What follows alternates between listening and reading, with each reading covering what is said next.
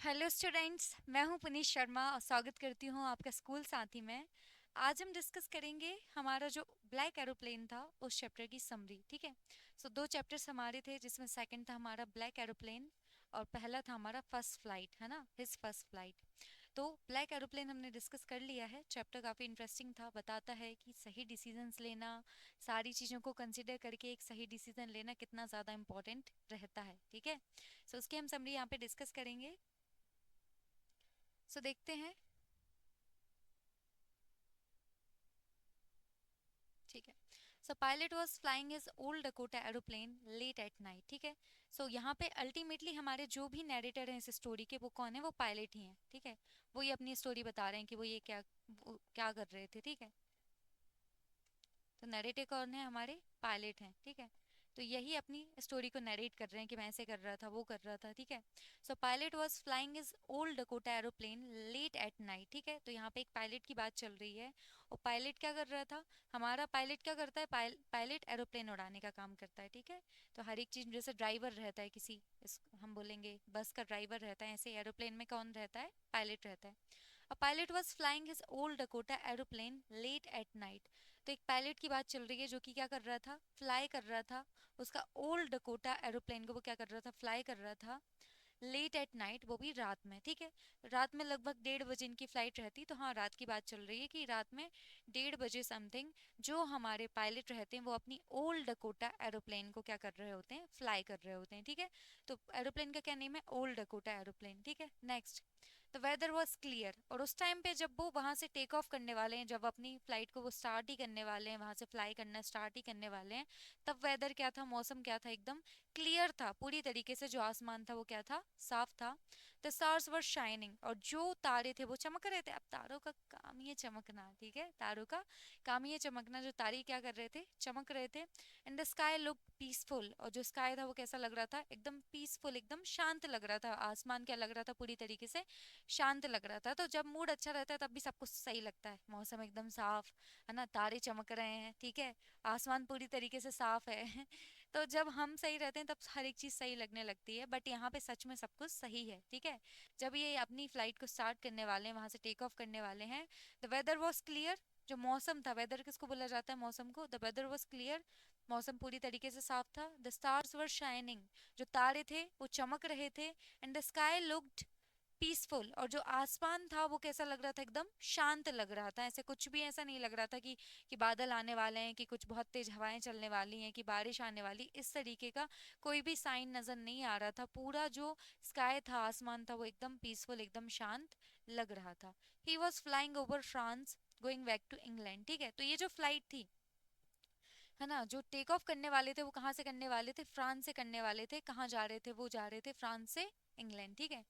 तो फ्रांस से कहाँ जाने वाले हैं? England.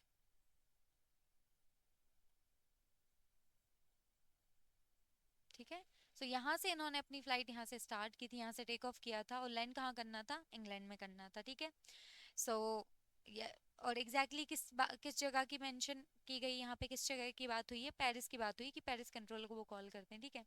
So the sky look peaceful, he was flying over France. ठीक है। फ्रांस से कहाँ जा रहे थे? गोइंग बैक टू इंग्लैंड, है ना, कि वापस जा रहे थे। पहले आए होंगे और अभी फ्रांस से कहाँ जा रहे थे? वापस जा रहे थे, इंग्लैंड जा रहे होंगे। पहले वो आए होंगे पर अभी वो जा रहे होंगे। ही felt very happy because he was thinking about spending time with his family and having a nice breakfast at home. तो भैया ये बहुत ज़्यादा खुश थे। ही फेल्ट वेरी हैप्पी, बहुत ही अच्छा महसूस कर रहे थे, बहुत ज़्यादा खुश महसूस वो वहाँ पे कर रहे थे। Because he was thinking about spending time with his family, क्योंकि क्या सोच रहे थे? मैं अपने घर वालों के साथ समय व्यतीत करूंगा और बहुत ही अच्छा ब्रेकफास्ट उनके साथ करूंगा। ठीक है। अब ब्रेकफास्ट कई बार ऐसा रहता है कि हमें अपने घर वालों के हाथ का खाना बहुत ज़्यादा पसंद रहता है, तो एक्साइटमेंट रहती है कि सबसे पहले खाने की याद आती है। मम्मी इस बात को, मम्मी आपके खाने की याद आ रही है, हाथ के खाने की याद आ रही है ना। मम्मी की हाथ नहीं आ रही, मम्मी के हाथ के खाने की याद आ रही है। तो जैसे मैं अपनी मम्मी कॉल करूँ, मम्मी आपके हाथ के खाने की, हाँ खाने की याद आ सकती, हमारी थोड़ी ना आएगी, खाने से ही तो मतलब है। सो यही रहता है कि इनको अपनी फैमिली के साथ में टाइम स्पेंड करना था और अपनी फैमिली के साथ में ब्रेकफास्ट करना था जो इनके घर पे बना हुआ है। ठीक है। सो यहाँ पे एक बस अल्टीमेटली थोड़ा सा प्लॉट हमें ये दिया गया है कि हमारे जो पायलट हैं वो अपनी टेक ऑफ करने वाले थे फ्रांस टू इंग्लैंड। ठीक है। लैंड कहाँ पे करते? इंग्लैंड में। तो वो क्या कर रहे हैं, अपना फ्लाइंग स्टार्ट कर रहे हैं कहाँ से, फ्रांस से इंग्लैंड के लिए रात में कर रहे हैं। और उस टाइम पे देख रहे हैं कि वेदर पूरी तरीके से क्या है, क्लियर है, कोई भी दिक्कत की बात नहीं है। उसके साथ साथ जो तारे हैं वो चमक रहे हैं, मतलब क्लियर स्काई में जनरली तारे बहुत क्लियरली दिखाई देते हैं ना, तो तारे क्या कर रहे हैं, चमक रहे हैं। और तीसरी बात बोली गई कि आसमान पूरी तरीके से शांत लग रहा है, ठीक है। वो बहुत ज़्यादा खुश थे कि मैं जाके अपने घर वालों से मिलूंगा। इंग्लैंड इनका क्या है, होम टाउन है। तो इंग्लैंड जहाँ पे ये जाने वाले हैं वो क्या है, इनका होम टाउन, कि हाँ यहाँ पे, यहाँ के ये हैं अल्टीमेटली, यहाँ पे इनकी पूरी फैमिली रहती है। तो इंग्लैंड इनका होम टाउन है, तो ये बहुत ज़्यादा खुश थे कि ठीक है, यहाँ पे, यहाँ से मैं रात में निकलूंगा और ब्रेकफास्ट का समय जैसे ही होगा घर पहुंच जाऊंगा। तो बढ़िया अपने घर वालों के साथ ब्रेकफास्ट एंजॉय कर रहा हूँ कि ठीक है, ओके, रात में आया और टाइमली मैं ब्रेकफास्ट के टाइम पे पहुंच जाऊँ। तो इस तरीके से वो बहुत ज़्यादा एक्साइटेड थे कि वाह, अब मैं फाइनली घर पहुंच जाऊंगा और बहुत सारा इंग्लिश ब्रेकफास्ट में अपनी फैमिली के साथ क्या करूंगा, एंजॉय करूंगा। Next, at around 1:30 a.m. he contacted the Paris control room and asked for directions। ठीक है, तो पेरिस कंट्रोल रूम को कॉल करते हैं और डायरेक्शंस के बारे में पूछते हैं कि अच्छा थोड़ा वो डायरेक्शन के बारे में बता दो कैसा क्या है। और इस तरीके से कांटेक्ट करते हैं, जैसे चैप्टर में ये मेंशन है कि वो कॉल करते हैं कंट्रोल रूम को कि hello Paris control room, this is Dakota DS 088, है ना, कैन यू हेयर मी, इस तरीके से बोलते हैं कि कैन यू हेयर मी, ठीक है। सो इस तरीके से वो कांटेक्ट करते हैं और कंफर्म करते हैं कि किस डायरेक्शन जाने, तो ये उनको बताते हैं कि ठीक है, मेरी फ्लाइट जो है वो इंग्लैंड के लिए है ना, तो हम यहाँ से टेक ऑफ करने वाले हैं। तो वो डायरेक्शन उनको सजेस्ट करते हैं कि देखो आपको 12 डिग्री वेस्ट से जाना है ना, पायलट को सब कुछ बताया जाता है, तो वो बताते हैं कंट्रोल रूम से कि आपको कैसे जाना है, 12 डिग्री वेस्ट से जाना है आपको इंग्लैंड के लिए। सो एट अराउंड 1:30 AM, तो ये रात की बात चल रही है कि रात में 1:30 AM he contacted the Paris control room, है ना, तो उसको कांटेक्ट करते हैं। ये प्रोटोकॉल है जो फॉलो किया जाता है कि जब भी कोई भी पायलट अपनी फ्लाइंग स्टार्ट करेगा, अपनी फ्लाइट को स्टार्ट करेगा, तो वो पहले कांटेक्ट करेगा कंट्रोल रूम को और उनसे कंफर्म करेगा कि कैसा क्या है, कहाँ से जाना है, इस तरीके से। तो वो गाइड करते हैं कि देखो आपको यहाँ से इस डायरेक्शन में इतनी डिग्री पे आपको जाना है, ये सेफ रहेगा। अल्टीमेटली वो सब कुछ चेक करके फिर इनको बताते हैं। So at around 1:30 AM he contacted the Paris control room and asked for directions, क्या ना, कि वो डायरेक्शन के लिए पूछते हैं, ओके कैसा क्या जाना है। So they told him to turn 12 degrees west, है ना। और क्या बताते हैं वो, दे टोल्ड हिम, किसको, दे कौन है यहाँ पे, ये पेरिस कंट्रोल रूम की बात चल रही है, दे कौन है यहाँ पे हमारे, ये पेरिस कंट्रोल रूम है ना।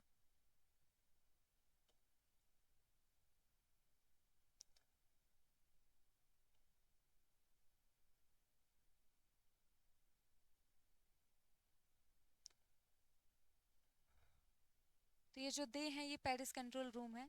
तो पेरिस कंट्रोल रूम को वो, जो पेरिस कंट्रोल रूम है वो इनको बताते हैं, किसको, ये हिम कौन है, ये हमारे पायलट हैं।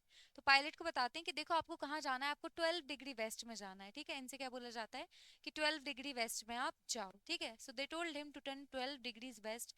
ही checked his map and compass. तो अब एज अ पायलट वो सब कुछ चेक करेंगे कि हाँ मैप पे इस ऐसा ऐसा जाना है अल्टीमेटली, और फिर कंपास वगैरह चेक करेंगे कि जो सारे इंस्ट्रूमेंट्स हैं वो सही से काम कर रहे हैं या नहीं। अगर सारे इंस्ट्रूमेंट्स काम नहीं करेंगे तो फिर अच्छे से फ्लाइट कैसे कंप्लीट हो पाएगी सेफली।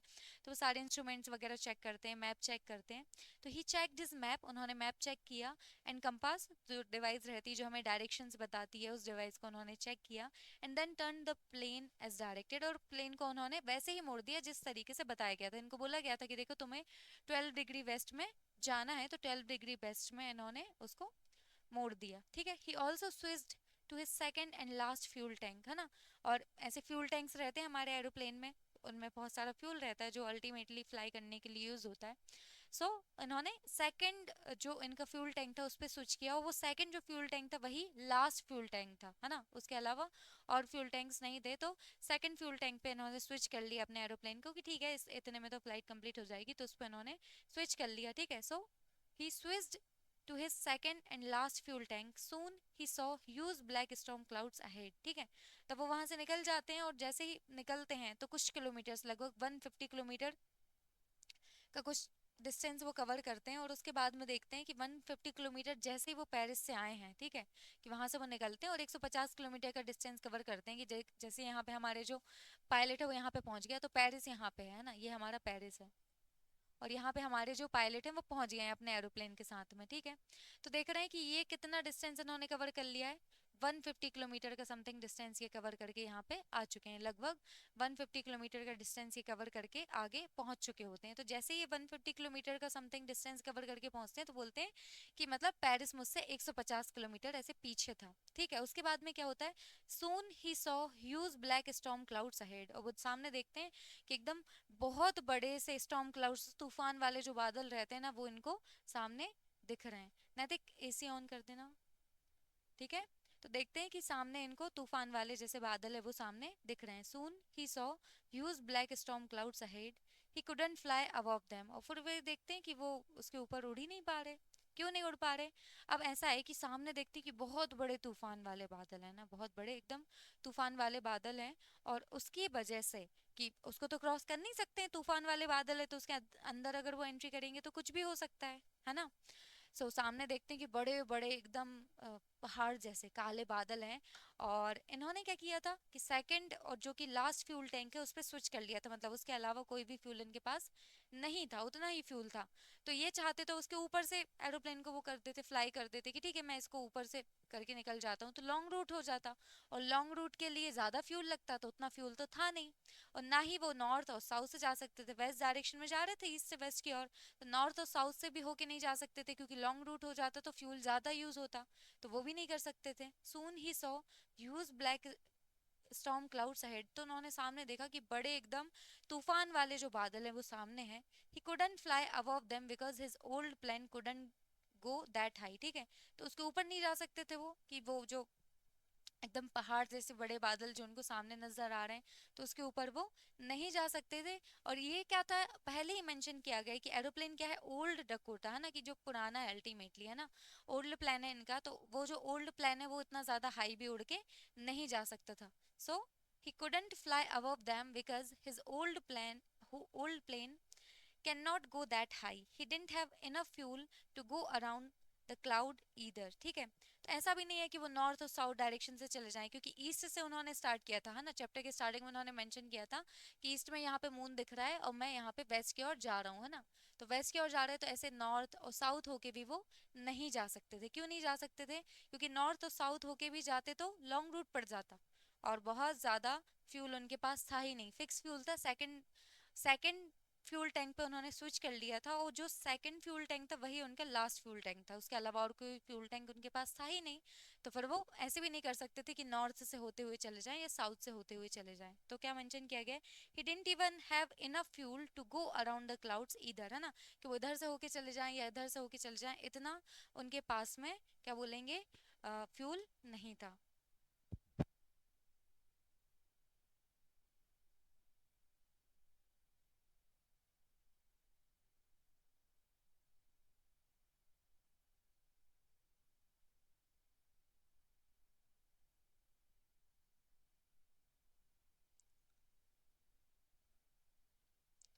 नेक्स्ट क्या है, he thought about going back to Paris, है ना। तो वो सोचते हैं कि वापस ही चला जाता हूँ यार, ये सामने तो इतने बड़े बड़े मतलब तूफान वाले बादल दिख रहे हैं, एकदम काले पहाड़ जैसे डरावने, है ना, कुछ भी हो सकता है। तो सोचते हैं बारिश वापस ही चला जाता हूँ पेरिस, सबसे ज़्यादा सही रहेगा। और ये इससे अच्छा डिसीजन क्या हो सकता है कि भैया वापस ही चले जाओ, क्योंकि अगर ये क्लाउड्स के अंदर एंटर करोगे तो क्या गारंटी है कुछ भी हो जाए। ना ही आप नॉर्थ से जा सकते हो, ना ही आप साउथ से जा सकते हो, ना ही वो क्लाउड्स के ऊपर से जा सकते हो, क्योंकि आपके पास इतना फ्यूल नहीं है, और जो प्लेन है वो भी पुराना है, तो आप इतना ज़्यादा हाइट पे भी उसको नहीं लेके जा सकते। तो फिर क्यों ही रिस्क लेना, it's better to go back to Paris, है ना, कि सबसे अच्छी बात है कि आप पेरिस वापस चले जाओ, ठीक है। So he thought about going back to Paris, तो वो डिसाइड करते हैं कि हाँ पेरिस वापस जाना सही रहेगा। He thought about going back to Paris but his desire to be with his family made him enter the storm, ठीक है। तो पहला एक थॉट आता है, ऐसे एक माइंड में एक विचार आता है कि यार हाँ पेरिस वापस चले जाना चाहिए, सबसे ज़्यादा सही रहेगा, ठीक है। So he thought about going back to Paris but his desire, पर उनकी जो इच्छा रहती, क्या डिज़ायर है उनकी, ये डिज़ायर रहती कि घर वालों से मिलूंगा और उनके साथ में इंग्लिश ब्रेकफास्ट को क्या करूंगा, एंजॉय करूंगा, वाओ टेस्टी टेस्टी एकदम खाने को मिलेगा, ठीक है। सो बट हिज डिज़ायर, उनकी जो इच्छा रहती है, with his family made him enter the storm, है ना। he thought about going back to the Paris, but his desire to be with his family made him enter the storm, ठीक है। तो एक ये रहता है कि वापस चले जाते हैं पेरिस, सबसे ज़्यादा सही रहेगा, पर उनकी जो इच्छा रहती है कि मैं जाके अपने घर वालों से मिलूंगा, घर वालों के साथ टाइम स्पेंड करूंगा, उनके साथ ब्रेकफास्ट करूंगा, तो ये इस इच्छा की वजह से वो क्या करते हैं, जो तूफान वाले बादल रहते हैं ना उसमें अपने एरोप्लेन के साथ एंटर कर जाते हैं कि ठीक है यार, रिस्क लेते हैं, कोई बात नहीं, अब जाके ब्रेकफास्ट भी तो एंजॉय करना है फैमिली के साथ में। तो जो उनकी इच्छा रहती है कि उनको अपनी फैमिली के साथ में ब्रेकफास्ट एंजॉय करना होता है, इसकी वजह से क्या होता है कि सम हाउ मतलब वो बहुत बड़ा रिस्क ले लेते हैं। जब भी ऐसी बात आती है ना कि आपको लगे यू आर नॉट श्योर कि आगे जाके क्या होने वाला है, तो मुझे लगता है प्ले सेफली यार, मतलब ये नहीं कि बस कुछ नहीं आंख बंद करके चल दिए, अब आप बैल थोड़ी ना हो कि आंख बंद करके चल दिए, है ना। आंखें दी, इनका यूज करो, दिमाग दिया है उसको यूज करो, लगाओ, थोड़ा सोचो। तो सबसे ज्यादा जरूरी है कि आप सारे पॉइंट्स को कंसीडर करो कि अच्छा ओके क्या क्या हो सकता है। मैं बोलूँ चलो ज्यादा टाइम भी नहीं, तभी इतना तो समझ आ रहा है ना कि आगे का नहीं पता कि क्या होने वाला है, पर वापस जाऊंगा तो सेफ्टी इंश्योर रहेगी कि कुछ भी नहीं होगा। तो इनके पास एक ऑप्शन था कि ये पेरिस वापस चले जाएं, और एक ही ऑप्शन था, एक और कोई ऑप्शन ही नहीं था, एक ही ऑप्शन था कि पेरिस वापस चले जाएं, और दूसरा ऑप्शन ये था कि फिर ये जो बादल इसमें एंटर कर जाएं। तो इन्होंने सोचा कि नहीं, मुझे तो अपनी फैमिली के साथ में ब्रेकफास्ट एंजॉय करना है, मुझे तो अपनी फैमिली के साथ टाइम स्पेंड करना है। और उसकी वजह से ये क्या करते हैं कि जो तूफान वाले बादल रहते हैं उसमें अपने एरोप्लेन को ऐसे एंटर करा देते हैं। तो समहाउ ये चीज़ ये बताती है कि देखो आप आगे भविष्य की चीज़ों को लेके इतने ज़्यादा फैंटेसाइज होते हो, इतना ज़्यादा एक्साइटेड हो जाते हो कि प्रेजेंट मोमेंट में, वर्तमान समय में आप जो भी चीज़ कर रहे हो ना उसको लेके आप जस्टिस नहीं कर पाते, एक सही निर्णय आप नहीं ले पाते हो। तो ज़रूरी ये है कि आप सारे पॉइंट्स को कंसिडर करके, ज़्यादा एक्साइटेड ना होके, ज़्यादा उत्साहित ना होके, आप शांत दिमाग से अच्छे से डिसीजन लें कि सबसे ज़्यादा सही क्या होगा, सेफ क्या होगा, है ना। सेफ्टी कम्स फर्स्ट, है ना, सबसे पहले सेफ्टी के बारे में सोचो, क्योंकि आपके साथ और भी लोग हैं उस एरोप्लेन में। बट इन्होंने सोचा कि नहीं, मुझे तो अपने घर वालों के साथ क्या करना है, ब्रेकफास्ट करना है, और ये एरोप्लेन को उस स्टॉर्म क्लाउड के अंदर एंटर करा देते हैं, ठीक है। सो यहाँ पे हमने इस पैराग्राफ में यहाँ पे हमने डिस्कस किया है कि देखो 1:30 AM समथिंग पे ये फ्लाइट लेते हैं और पेरिस कंट्रोल को कॉल करते हैं कि देखो मैं डकोटा DS 088 से मैं बात कर रहा हूँ, ठीक है, कैन यू हेयर मी। और फिर वो उनको डायरेक्शन को लेके गाइड करते हैं कि देखो तुम्हें 12 डिग्री वेस्ट में जाना है, ठीक है, अपने एरोप्लेन को लेके। सो ये चेक करते हैं कि सारे इंस्ट्रूमेंट्स वगैरह काम कर रहे हैं कि नहीं, कंपास वगैरह, और फिर अपना प्लेन को 12 डिग्री वेस्ट में ऐसे मोड़ लेते हैं कि हाँ इसी तरीके से जाना है जैसे कंट्रोल रूम में गाइड किया है। और जो उनका सेकंड फ्यूल टैंक रहता है, जो कि उनका लास्ट फ्यूल टैंक भी रहता है, मतलब सेकंड फ्यूल टैंक है वो वही आखिरी है ना, दूसरा जो फ्यूल टैंक है ना जिसमें फ्यूल है ना, उस टैंक की बात चल रही है, तो बोलते हैं वही आखिरी रहता है, उस पर वो स्विच कर लेते हैं, ठीक है। और जैसे ही वो 150 किलोमीटर समथिंग का डिस्टेंस कवर करते हैं, वो देखते हैं कि बड़े बड़े एकदम स्टॉर्म क्लाउड्स उनके सामने हैं। तो अब इतना ज़्यादा हम बोलेंगे, बहुत अच्छा एरोप्लेन भी नहीं था, पुराना एरोप्लेन था, तो इतना हाई ऐसे नहीं करा सकते थे कि भैया क्लाउड्स के ऊपर से हम निकाल लें, क्योंकि उतना ज़्यादा दम भी तो, हिम्मत भी तो होनी चाहिए हमारा, कैपेबल तो होना चाहिए एरोप्लेन उस चीज़ के लिए, पुराना एरोप्लेन है। और फिर इतना फ्यूल भी नहीं था कि नॉर्थ और साउथ डायरेक्शन से उसको ले जाएं, इधर से घुमा के उधर से घुमा के ऐसे ऐसे ले जाएं, तो इतना फ्यूल भी नहीं था। पहले तो सोचते हैं कि वापस चला जाता हूँ पेरिस, लेकिन फिर एक थॉट आता है कि नहीं यार, घर वालों के साथ समय स्पेंड करना है, टाइम हमें समय बिताना है, घर वालों के साथ नाश्ता करना है, और फिर क्या करते हैं कि वो उस स्टॉर्म क्लाउड्स में अपनी एरोप्लेन को एंटर करा देते हैं, ठीक है। और this is not right I guess, है ना, कि आपको ब्रेकफास्ट करना है, बट आप ये भी नहीं सोच रहे कि भैया कुछ भी हो सकता है, आपको नहीं पता कि स्टॉर्म क्लाउड्स के अंदर क्या इंस्ट्रूमेंट्स काम करेंगे नहीं करेंगे, क्या मैं बाहर निकल पाऊंगा नहीं निकल पाऊंगा, लेकिन still you made a decision, है ना, आपने ऐसा डिसीजन लिया और आपने वो रिस्क लिया और आपने कुछ बहुत ज़्यादा नहीं सोचा, that's completely unfair, wrong. So inside the clouds it was completely dark। अब इन्होंने क्या किया कि जो स्टॉर्म क्लाउड्स होंगे, जैसे बहुत बड़े बड़े से क्लाउड्स होंगे, है ना, इनको कुछ समझ नहीं आ रहा होगा, बहुत ज़्यादा ऐसे क्लाउड्स होंगे, और ये अपने एरोप्लेन के साथ ऐसे आ रहे हैं, इसमें ये बैठे हुए हैं, ठीक है। इसमें ये बैठे हुए हैं, ऐसे आ रहे हैं। अब क्या करें कि इन्होंने अपने एरोप्लेन को इसके अंदर एंट्री करा दी है ऐसे, है ना, अभी ये एंट्री हो गई यहाँ पे, और सब कुछ इनको काला काला दिख रहा है, सब कुछ कैसा दिख रहा है इनको, काला काला दिख रहा है, कुछ भी समझ नहीं आ रहा है, क्योंकि ये जो है ये क्या है, काले बादल हैं। तो काले बादलों के अंदर इनको सब कुछ काला काला दिख रहा है, कुछ भी इनको समझ नहीं आ रहा है।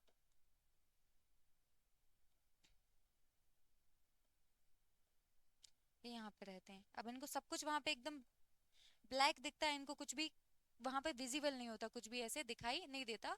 तो ये जब क्लाउड्स के अंदर एंट्री करते हैं ना तो सब कुछ काला काला हो जाता है। अब काले क्लाउड से तो सब कुछ काला हो जाएगा। सो इनसाइड द क्लाउड्स, जैसे ही वो क्लाउड्स के अंदर उन्होंने एंट्री की है ना, जैसे ही वो एंटर हुए, इट वॉज कम्प्लीटली डार्क, सब कुछ काला था पूरी तरीके से, सब कुछ क्या हो गया था, एकदम ब्लैक हो गया था, ठीक है। The plane was shaking badly, और प्लेन एकदम ऐसा शेक कर रहा था, ऐसे जंप ट्विस्ट कर रहा था, ऐसे ट्विस्ट, ऐसे ट्विस्ट कर रहा था, जंप कर रहा था, ऐसे ऐसे ऐसे ऐसे एकदम ट्विस्ट कर रहा था, ठीक है। So the plane was shaking badly, none of his instruments were working, कोई भी इंस्ट्रूमेंट्स इनका काम नहीं कर रहा था, ठीक है। तो जो कंपास होगा उसने काम करना बंद कर दिया, उसकी जो सुई थी वो एकदम गोल गोल गोल गोल गोल ऐसे घूमने लगी, ठीक है। और जब इन्होंने कांटेक्ट किया कंट्रोल रूम से तो भी ये कांटेक्ट नहीं कर पाए, तो रेडियो भी इनका काम करना बंद कर दिया, ठीक है। So he couldn't contact anyone because both the compass and radio had stopped, ठीक है। तो किसी को ये कांटेक्ट भी नहीं कर पाए कि देखो बचा लो, अब तो हमने हमने तो जोखिम ले लिया, और हमने तो बिल्कुल रिस्क ले लिया है, हम तो शेर हैं बिल्कुल, और अब हमें दिक्कत आ रही है, अब हमें समझ आ रहा है कि शेर तो नहीं है हम, म्यू है हम, ठीक है। So he couldn't control anyone because both the compass and the radio had stopped, ठीक है। तो वो कुछ भी नहीं कर पा रहे थे, क्यों? क्योंकि ना ही उनका रेडियो काम कर रहा था, ना ही उनका कंपास काम कर रहा था। तो उनको कुछ भी समझ नहीं आ रहा था, वो कुछ भी कंट्रोल वहाँ पे कहीं भी कांटेक्ट वो नहीं कर पा रहे थे। अगर जैसे रेडियो काम करता तो वो कंट्रोल रूम को कांटेक्ट कर लेते कि ऐसा ऐसी दिक्कत आ गई है ना, उनसे गाइडेंस ले लेते, लेकिन वो रेडियो उनका काम नहीं कर रहा था, तो वो किसी को भी कांटेक्ट नहीं कर पा रहे थे। Next, suddenly he saw another black aeroplane flying next to him, है ना। फिर उन्होंने देखा कि एक ब्लैक एरोप्लेन है जो उनके बाजू में ही क्या कर रहा है, फ्लाई कर रहा है, ठीक है। तो तुरंत ही उन्होंने देखा, क्या बोला गया, सडनली ही सॉ, तुरंत ही उन्होंने देखा कि एक एरोप्लेन है जो भी कैसा है, एकदम काला एरोप्लेन है ना, कैसा है, ब्लैक एरोप्लेन। ये तो ऑरेंज हो गया यार, ये है हमारा ब्लैक एरोप्लेन, है ना, ये इनका ब्लैक एरोप्लेन। तो उन्होंने देखा कि ब्लैक एरोप्लेन है, वो भी ऐसे बादलों में फंसा हुआ है, वो उनके आसपास में क्या कर रहा है, फ्लाई कर रहा है। तो जैसे इनका एरोप्लेन ये है, तो यहाँ पे हम एक ब्लैक एरोप्लेन बना देते हैं, ये है ब्लैक एरोप्लेन। तो एक ब्लैक एरोप्लेन इनके पास में से फ्लाई कर रहा है, इन्होंने देखा। तो ये ब्लैक एरोप्लेन इनको दिखाई दे गया कि चलो मैं अकेला नहीं हूँ, कोई तो है, कोई तो है आखिर मेरे साथ में जिसने ये गलती की है ना। एक ब्लैक एरोप्लेन इनको दिखा, और पास में ही वो क्या कर रहा था, फ्लाई कर रहा था। Suddenly he saw another black aeroplane flying next to him, है ना, कि इनके ही एरोप्लेन के पास में दूसरा एरोप्लेन फ्लाई कर रहा है, वो एकदम ब्लैक है ना, कलर में कैसा है, एकदम ब्लैक है। It had no lights on its wings, है ना। उन्होंने देखा कि कोई भी लाइट नहीं, उसके विंग्स पे कोई भी लाइट नहीं, जो भी विंग्स होते हैं ना, जैसे हमारा एरोप्लेन रहता है, उसके विंग्स रहते हैं, है ना, उस पे ऐसे ऐसे लाइट रहती है,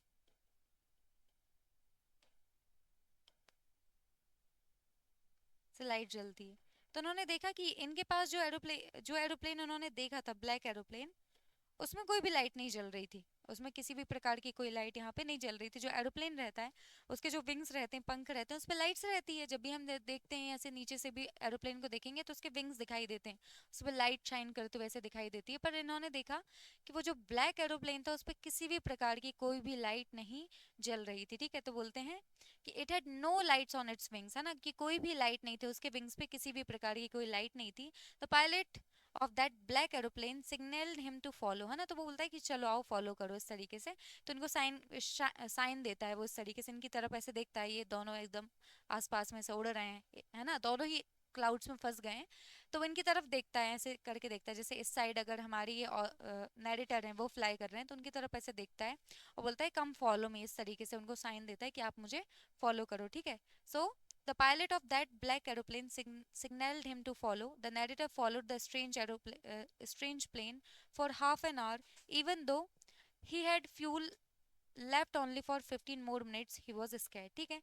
तो क्या होता है कि जब दूसरे एरोप्लेन वाला जो पायलट रहता है, इनको सिग्नल देता है कि आओ मुझे फॉलो कर लो, तो इनको लगता है हे भगवान धन्यवाद, मतलब फाइनली कोई तो आ गया है, मतलब मैं अकेला नहीं हूँ जिसने ये गलती की, किसी और ने भी गलती की है, वो मुझसे समझदार है क्योंकि वो मुझे रास्ता बता रहा है कि आओ तुम्हें ले चलें, है ना, आओ ले चलें तुम्हें तारों के शहर में। तो वो यहाँ से निकाल के, बादलों के बीच में जब ये फंस गए वहां से बाहर निकाल के वो ले जाएंगे, ठीक है। So it had no lights on its wings, the pilot of that black plane signalled him to follow, है ना, तो वो उनको सिग्नल देता है कि चलो तुम मुझे फॉलो कर लो। The narrator followed the strange plane for half an hour, तो लगभग आधे घंटे तक ये जो स्ट्रेंज प्लेन, क्यों बोला इसको स्ट्रेंज प्लेन, इसलिए बोला है क्योंकि ब्लैक कलर का एरोप्लेन है और जनरली ब्लैक कलर के एरोप्लेन कहीं भी नहीं देखे जाते हैं। तो अब ये ब्लैक कलर का एरोप्लेन इनको देखने के लिए मिला है, तो उसको वो क्या बोल रहे हैं, स्ट्रेंज एरोप्लेन बोल रहे हैं। और लगभग आधे घंटे तक, समथिंग हाफ एन आवर तक वो उसको फॉलो करते हैं। Even though he had fuel left only for 15 minutes, अब बात आ जाती है कि इनके पास, मतलब उसको फॉलो कर रहे हैं, आधा घंटा हो गया है और अब कितना फ्यूल बचा है इनकी उसमें एरोप्लेन में, तो बस इतना ही फ्यूल बचा है कि बस 15 मिनट और वो उड़ सकते हैं, ना, उससे ज़्यादा वो फ्लाई नहीं कर सकते हैं, ठीक है। So he had fuel left only for 15 minutes, तो बस 15 मिनट के लिए और फ्यूल उनके पास बाकी रह जाता है। ही वॉज स्कैर्ड, अब फिर से इनको डर लगने लगता है कि अभी तो मैं बादलों में फंस गया था, अब तो फ्यूल ही नहीं बचा, इन्हीं के बीच में उड़ रहा हूँ इतनी देर से, अब फ्यूल बाकी नहीं रह गया, और अगर कुछ भी फ्यूल व्यूल खत्म होगा तो बस फिर क्या ही करेंगे, फ्यूल तो होना चाहिए ना एरोप्लेन को उड़ाने के लिए। पर किसी भी प्रकार का फ्यूल उसमें नहीं बचता है, ठीक है। वो देखते हैं कि कितना, बस 15 मिनट और ज्यादा उड़ सकते हैं, वो इतना ही फ्यूल बाकी है, ठीक है। सो यहाँ पे हमने डिस्कस किया कि जैसे ही वो क्लाउड के अंदर एंटर करते हैं ना, तो सब कुछ काला काला हो जाता है, क्योंकि क्लाउड्स क्या रहते हैं, ब्लैक रहते हैं, ठीक है।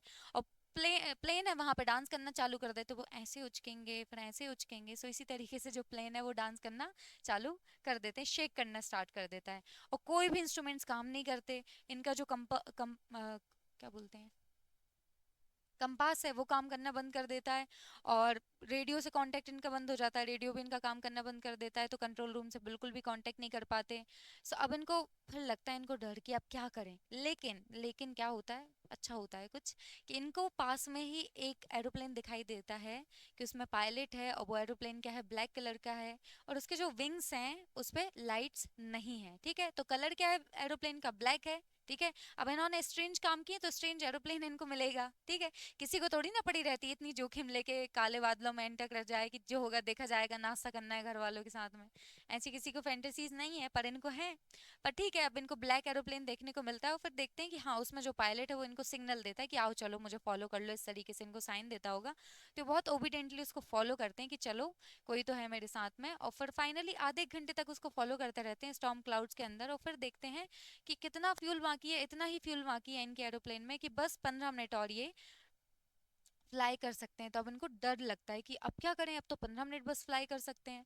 Then the black aeroplane started going down and the narrator followed, है ना। फिर वो देखते हैं कि वो जो ब्लैक एरोप्लेन है जिसको ये फॉलो कर रहे थे, मतलब वो जो ब्लैक एरोप्लेन होगा, ठीक है, जैसे ये इनका ब्लैक एरोप्लेन है, ये आगे चल रहा होगा और ये इसको फॉलो कर रहे होंगे, इनको अपन सफेद सफेद तो आएगा ही नहीं, इनको ऑरेंज बना देते हैं, तो ये इसको फॉलो कर रहे होंगे। जैसे ब्लैक एरोप्लेन आगे आगे जा रहा था और ये उसको फॉलो कर रहे थे, ठीक है। So then the black aeroplane started going down, है ना। फिर देखते हैं कि वो नीचे की ओर उतरने लगा, जो ब्लैक एरोप्लेन है वो एकदम ऐसे नीचे की ओर उतर, नहीं हम कलर के साथ जस्टिस करेंगे,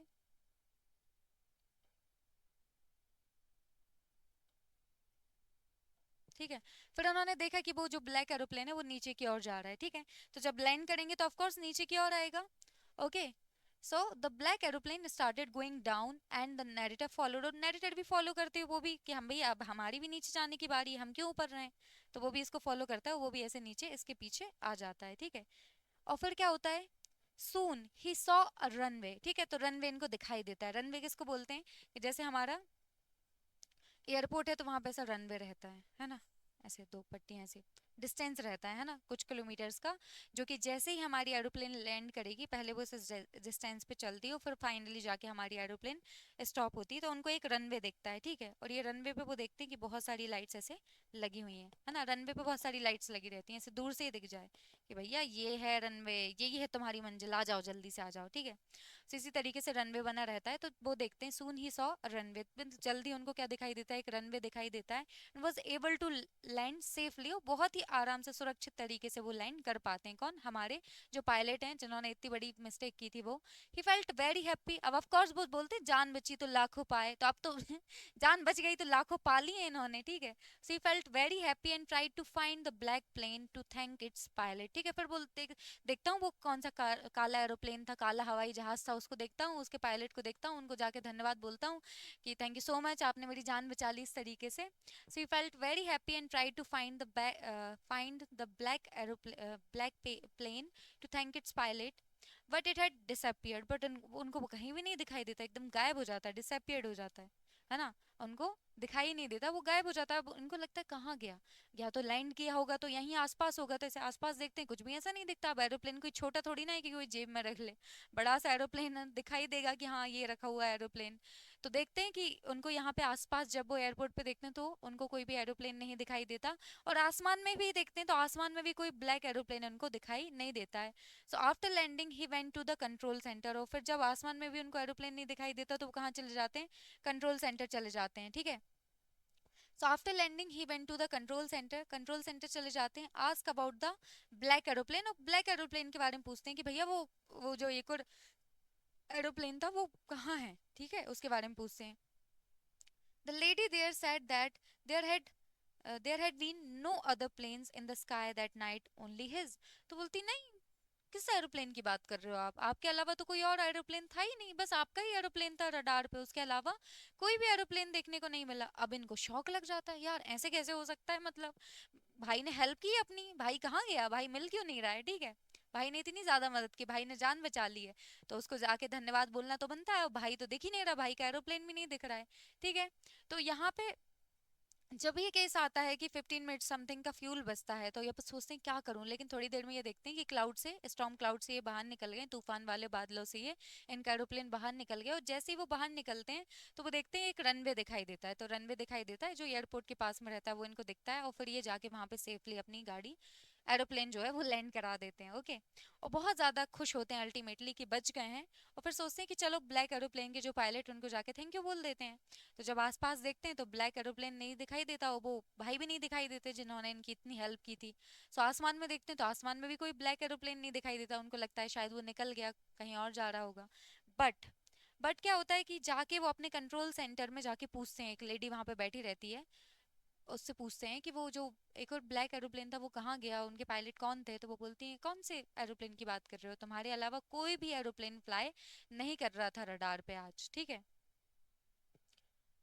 next, this shocked the pilot, और ये बहुत ज्यादा शॉक लग रहा है भैया, एकदम आश्चर्य जनक हो गए, आश्चर्यचकित हो गए वो कि भैया क्या हुआ, क्या हो कैसे सकता है, मतलब वो एरोप्लेन मेरी जान बचाया। तो वो बहुत ज्यादा आश्चर्यचकित हो जाते हैं, बहुत ज्यादा शॉक हो जाते हैं, बोलते जोर का झटका लग जाता है, और बहुत ज्यादा जोरों से लग जाता है उनको। So this shock the pilot, he kept wondering who that mysterious person who has helped him land safely when he had no compass, no radio and very little fuel left, ठीक है। ये इस बात का इनको बहुत ज्यादा झटका लग जाता है, ही केप्ट वंडरिंग, और एकदम सोचते रहते हैं कि आखिर कौन होगा यार, कौन होगा जिसने मेरी हेल्प की होगी, तो ऐसे एकदम सोचते रहते हैं who that mysterious person who help him, ठीक है, कि कौन वो इंसान था, मतलब एकदम मिस्टीरियस, जिसके बारे में नहीं पता, जिसने मेरी इतनी हेल्प की और सेफली मुझे लैंड कराया कि मैं सही सलामत पूरे हाथ पैरों के साथ यहाँ पे आ गया हूँ finally. When he had no compass, जब मेरे पास में कोई भी कंपास नहीं था, नो रेडियो, कोई मेरा रेडियो कनेक्शन नहीं था, मैं कांटेक्ट नहीं कर पा रहा था कंट्रोल सेंटर से, तो कंपास काम नहीं कर रहा था, रेडियो कनेक्शन फेल हो गया था, और बिल्कुल फ्यूल नहीं बचा था, बिल्कुल थोड़ा सा फ्यूल बचा हुआ था, और थोड़ा फ्यूल और बच बोलते हैं कि थोड़ा फ्यूल की कमी और बचती तो इधर उतर ही नहीं पाते, तो बोलते बहुत कम फ्यूल बचा हुआ था, उस टाइम पे किसी ने मुझे सेफली लैंड कराने में इतने अच्छे से मदद की, तो आखिर वो कौन था, तो उसके बारे में वो सोचते रहते हैं। और इसी तरीके से हमारा पूरा चैप्टर ये एंड हो जाता है, क्योंकि समहाउ, ठीक है, यहाँ पे मतलब हम बोल सकते हैं कि यहाँ पे कोई मिस्टीरियस पर्सन ऐसे गैस किया गया है कि हाँ कोई एंजल, कोई भगवान का कोई एकदम फरिश्ता आया होगा इनकी मदद करने के लिए, फाइनली ये लैंड कर गए सेफली, ठीक है। तो सबसे ज्यादा इंपॉर्टेंट ये है कि जान बच गई, ठीक है, अब किसी ने भी बचाई वो बहुत ज्यादा मैटर नहीं करता, हाँ जिनने भी बचाई है उनको थैंक यू बोलना हमारा बनता है, ग्रेटिट्यूड उनको शो करना बनता है, बट जब थैंक यू बोलने की बारी आई तो वो दिखे ही नहीं इनको। तो सबसे ज्यादा जरूरी रहता है कि आप ज्यादा फैंटेसीज में मत बहो, ज्यादा इमोशंस में मत बहो कि नहीं हमें तो घर जाके नाश्ता करना है, उसके चक्कर में आप जान दांव पे लगा के एकदम बादलों के अंदर एंटर कर गए तूफान वाले, और फिर आपका कंपास नहीं काम कर रहा है, रेडियो कनेक्शन पूरा टूट गया, फ्यूल भी नहीं बचा है। तो ऐसे काम नहीं करने चाहिए, जो आपको डिसीजन लेना है वो सोच समझ के सही तरीके से लेना चाहिए, क्योंकि आपके साथ साथ बहुत सारी चीजें अफेक्ट होती हैं ना, जो भी पैसेंजर्स वगैरह थे उनकी लाइफ को भी हम बोलेंगे थ्रेट था, और कुछ भी हो सकता था। Very important thing is that that that you should be very very particular about your decisions, है ना। ये नहीं कि भैया एकदम ओवरवेलम होके आप, नहीं मुझे घर वालों के साथ नाश्ता करना है, मुझे तो टाइमली फैमिली से मिलना है, और आप कोई भी रिस्क लेने के लिए तैयार हो जाओ, है ना। थिंक ट्वाइस, है ना, 2 बार सोचो एटलीस्ट, क्योंकि जान से ज्यादा तो कुछ भी इंपॉर्टेंट होता ही नहीं, और आपको पता ही नहीं है वो क्लाउड्स के अंदर क्या होगा। तो फिर आई गेस उनको क्या करना चाहिए था, अपना एरोप्लेन वापस लेके यहाँ पे लैंड करना चाहिए था पेरिस में ही, कि जब सब कुछ ठीक हो जाएगा तब फिर से उड़ान भर लेंगे, है ना। So that could be a case, ये भी हो सकता था, लेकिन इन्होंने ऐसा नहीं किया। तो आपको ये मेक श्योर करना है कि डिसीजंस एकदम एक्साइटमेंट में नहीं लेने, एकदम भावनाओं में बह के नहीं लेने हैं। मेक श्योर करना है कि आप सेफ रहें, जो भी डिसीजन लें वो सबसे ज़्यादा इंपॉर्टेंट है। सो यहाँ पे हमारी ये समरी यहाँ पे कंप्लीट हो गई है। फिर मिलेंगे, डिस्कस करेंगे इसके question answers. Thank you so much for watching, मिलते हैं नेक्स्ट क्लास में। Bye bye.